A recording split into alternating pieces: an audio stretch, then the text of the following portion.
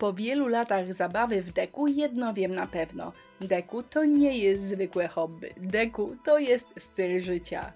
Wrzucę przykład. Wchodzi człowiek do sklepu, chce kupić ogórki i nie jest ważne, jakie to są ogórki. Ważne, w jakim one są słoiku. Podobna patologia występuje na dziale z alkoholami. Smak stał się drugorzędny. Ważne, żeby fajna butelka była. W taki niezwykły sposób kupiłam na przykład patisony. No dobra, zaczynamy. Każdy słoik miał być trochę inny. Jeden pomalowany farbą, drugi lakierem, a trzeci szronem. Wyszło trochę inaczej, ale nie szkodzi, do tego dojdziemy. Zaczynamy od butelki i lakieru matowego. Przed malowaniem szkło trzeba odtłuścić, czyli porządnie umyć płynem do naczyń. Na szkle klasyczny pędzel z włosiem się ślizga, dlatego na szkło preparaty zawsze nakładamy gąbeczką. Nakładamy przez tapowanie, czyli stukanie gąbeczką o powierzchnię. W ten sposób rozprowadzamy preparat po całej powierzchni. Jeżeli chodzi o szron czy lakier, wystarczy jedna warstwa, żeby to wszystko wyglądało fajnie. Natomiast przy farbie akrylowej trzeba nałożyć 2, a czasami nawet 3 warstwy. Świetnie się sprawdza także farba kredowa, ona po prostu lepiej kryje i zazwyczaj 2 warstwy są już ok. Po pierwszej wygląda tak, czyli słabo, ale położyłam jeszcze drugą i gdzieniegdzie domalowałam trzecią. Suchy lakier matowy prezentuje się bardzo ładnie, a nawet powiedziałabym, że elegancko. Pomyślałam, że z tego powodu butelkę ozdobię szablonem. Zobaczymy, jak wyjdzie. Szablon trzyma się świetnie butelki, ponieważ jakiś czas temu psiknęłam go klejem tymczasowym. A gdy już popsikam klejem, to go nie zmywam, nie ma po co, ponieważ przyda się taki klejący szablon do każdej następnej pracy. Każdy słoik ma być inny, a elementem łączącym są gąski. Obrazki są w kolorze rudo-beżowo-szarym i myślę, że te 2 farby plus biała wystarczą. Pierwszy pomysł miałam taki, żeby słoiki pomalować w kratkę, ale pomyślałam, że mi się nie chce, że w kratka już była i zrobimy je w paski. Pierwszy przelot jest dosyć delikatny, mocno rozwodnioną farbą. Jakby coś nie wyszło, to wszystko zamaluję na biało. Generalnie ok, paski się zeszły jako tako, więc je poprawiamy na ciemniejszy kolor, plus dołożę delikatne cieniowanie. Bez cieniowania nie wyglądają źle, ale wiecie, mam farbę, mam skośny pędzel, więc kto bogatemu zabroni? Same gąski są przecież w klimacie vintage, więc takie postarzenie będzie pasowało znakomicie. Wydaje mi się, że słoik wygląda już całkiem dobrze, ale go jeszcze troszkę pochlapiemy na biało, szaro i czarno, a na końcu jeszcze postarzymy metodą suchego pędzla. Papier z gąskami jest śliczny, gąski są sympatyczne i myślę, że pasują nie tylko na święta wielkanocne. Ptaszory wyrywam i sprawdźmy, jak się prezentują na słoikach i butelce. Na wszelki wypadek, żeby praca poszła mi sprawniej, wycięłam z kartek papieru takie kształty, które za chwilę wytnę z glinki super lekkiej. Mata nieprzybierająca i wałek kuchenny. Nie musi być idealnie, wystarczy mniej więcej, bo przecież te kształty będę jeszcze postarzała. Trochę je rozciągnę, trochę im zawinę brzegi. Gdybym chciała od razu ten kształt przylepić, wyglądałby tak, ale ja bym chciała, żeby on był bardziej postarzony. No więc męczę mu boki na wszystkie możliwe sposoby. Trochę zawijam, trochę naciągam i trochę nadrywam. Sprawdźmy jak pasuje do gąski. Myślę, że jest ok, tylko trzeba go suszyć w takim półokrągłym kształcie. Będzie go potem dużo łatwiej nakleić. Okrągłe kształty trochę wałkuję, a trochę wyciskam ręką. No wiecie, wszystkie chwyty dozwolone. Na butelce ok, ale ten mały słoik ma taki niefajny wzór, który mi w ogóle nie pasuje. Taka wypukłość na szkle. No nic, pomartwię się tym potem. Najpierw suszę glinkę na słoikach, a gdy już trochę stwardnieje, to odwracam do góry nogami, żeby od środka także mi wyschła.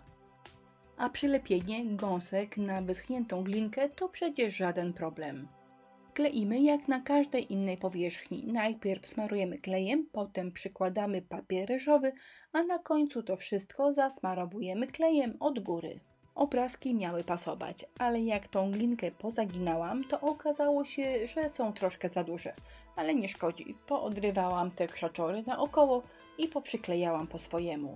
Przed dalszym ozdabianiem obrazki pomalowałam lakierem akrylowym błyszczącym. No a teraz powtarzamy. Jak widzieliście na początku, chciałam uzyskać efekt emali. I w ten sposób, czyli czarną farbą akrylową i pędzlem szczecinowym, robi to się absolutnie najłatwiej. Mój efekt emali zrobiłam w dwóch przebiegach. Po pierwsze, farba akrylowa czarna, rozwodniona, ale nie za bardzo, ponieważ ma robić intensywne czarne plamy.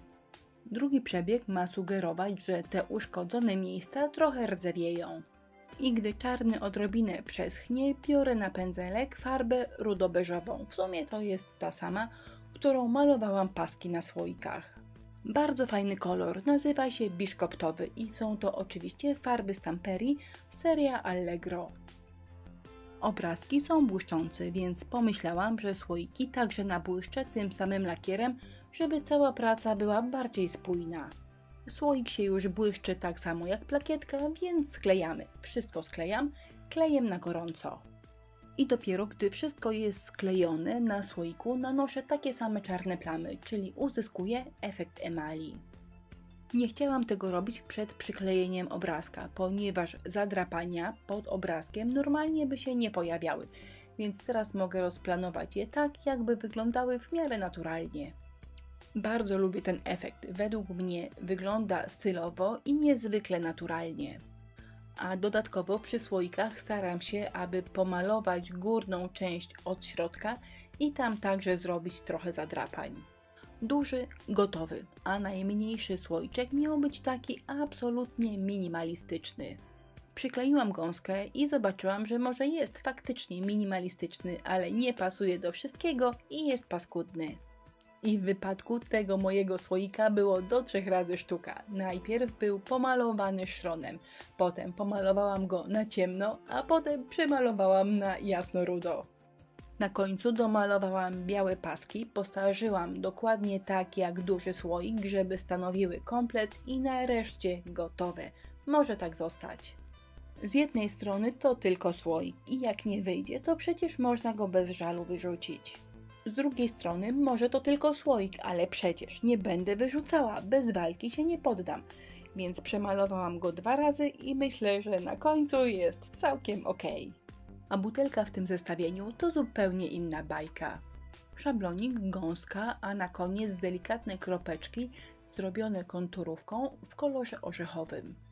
Może do tego zestawienia ten pomysł nieszczególnie pasuje, ale myślę, że efekt wygląda bardzo ładnie i elegancko. Na słoiku wypróbowane wygląda dosyć dobrze, więc można innym razem wykorzystać w innej pracy. Oczywiście warto dodać jakieś ciekawe dodatki, np. drut wiązałkowy, słomę albo moje ulubione przybieżki handmade. Żeby literki pasowały do butelki, wypełniłam je tą samą konturówką, którą robiłam kropeczki. A gotowe słoiki z gąskami prezentują się tak. Nie wiem, do czego Wy używacie takich słoików, ale u mnie sprawdzają się na ogrodzie albo balkonie. To takie malutkie kosze na śmieci. Szkło jest ciężkie, wiatr słoika nie przesuwa, więc świetnie się sprawdza na petunię. No wiecie, petunia, ja nie palę, ale jak znajomi palą, to tam wrzucają pety i wtedy jest to słoiczek na petunię. Strasznie długi wyszedł ten petuniowy film, prawie 10 minut.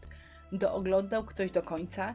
Jeżeli tak, to w komentarzu do tego filmu napiszcie słowo petunie. Będę wiedziała, że byłyście do samego końca ze mną, za co Wam bardzo dziękuję. Pozdrawiam i do zobaczenia. Ups, zapomniałam powiedzieć, że jak zwykle lista artykułów, których używałam w tym filmie jest zamieszczona w opisie tego wideo. Pa, do zobaczenia babeczki.